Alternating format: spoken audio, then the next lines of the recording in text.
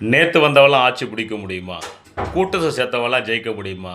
லாஸ்ட்டாக சேர்ந்த கூட்டம் எம்ஜிஆருக்கு மட்டும்தான். அதுக்கு முன்னாடி சேர்ந்த கூட்டம்லாம் ஃபேன்ஸ் மட்டுமா தவிர, ஃபேன்ஸ் எல்லாம் ஓட்டாக மாறாதுன்னு சொன்னவங்களுக்கு பயங்கரமான அடி அடிச்சிருக்காரு நம்ம அண்ணன் டிவிக்கு. நம்மளுடைய விஜய் பயங்கரமான மஜா அடிச்சார். ரொம்ப பெருமையாக இருக்குது உண்மையிலே. யங்ஸ்டருக்கு வழி விட்டு இந்த பிரபசக்தி நல்ல ஒரு தலைவரை தேர்ந்தெடுத்திருக்காங்க. இனிமேல் தமிழ்நாட்டுக்கு வெடிகோல் தான். நல்ல ஒரு அல்டிமேட்டான தலைவர். ஒரு கண்டினியூ அவர் தான் ஆட்சியில் இருப்பார். ஏன்னா நான் 6 மந்த்துக்கு முன்னாடி அதான் சொல்லியிருந்தேன். அவர் தான் வரதுக்கான வாய்ப்புகள் இருக்குது. எத்தனை பேர் ஓட்டு போடுறீங்க, எந்த ஓட்டெல்லாம் போட போகிறீங்க, நான் உங்களுக்கு கேட்டிருப்பேன். வியூவர்ஸ் டெக்ஸ்ட் பண்ணி சொல்லுங்கள்.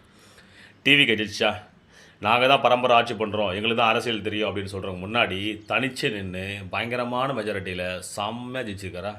இதுதான் விஷயமே. மக்கள் எத்தனை பேர் பார்த்து இந்த ஆட்சி செய்யும், அந்த ஆட்சி செய்யும், 2 ஆட்சிகள் மட்டும்தான் பரம்பரையாக உட்காந்துட்டு இருக்குது. அது 2 ஆட்சியை உடச்சி நம்பர் 1 நம்ம தான், யங்ஸ்டர் தான் அப்படின்னு காட்டியிருக்காரு. Thank you so much. இது உங்கள் ட்ரெடிங் ராஜ்.